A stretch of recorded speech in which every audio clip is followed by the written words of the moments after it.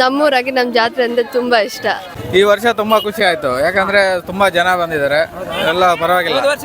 ಹೋದ ವರ್ಷ ಇಷ್ಟೊಂದು ಜನ ಇರ್ಲಿಲ್ಲ, ಈ ಸತಿ ಭಾರಿ ಜನ, ಹಬ್ಬ ತುಂಬಾ ಜನ ಬಂದಾರೆ. ಹಬ್ಬ ಚೆನ್ನಾಗಿ.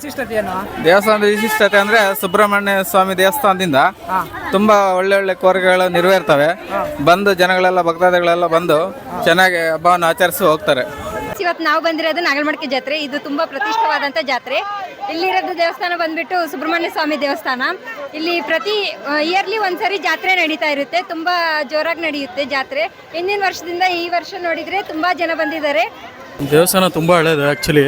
ನಾಗಲಮಡಿಕೆ ಇದು 3 ದೇವಸ್ಥಾನ ಬರುತ್ತೆ, ಸುಬ್ರಹ್ಮಣ್ಯ ದೇವಸ್ಥಾನಗಳು. ಆದಿ ಸುಬ್ರಹ್ಮಣ್ಯ, ಮಧ್ಯ ಸುಬ್ರಹ್ಮಣ್ಯ ಮತ್ತು ಅಂತ್ಯ ಸುಬ್ರಹ್ಮಣ್ಯ ಅಂತೇಳಿ.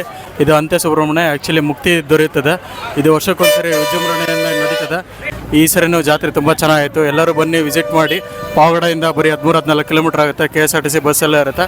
ಎಲ್ಲರೂ ಬಂದು ವಿಸಿಟ್ ಮಾಡಿ. ತುಂಬ ಒಳ್ಳೆ ಪ್ಲೇಸು. ಎಲ್ಲ ದೇವರ ಆಶೀರ್ವಾದ ಪಡ್ಕೊಳ್ಳಿ.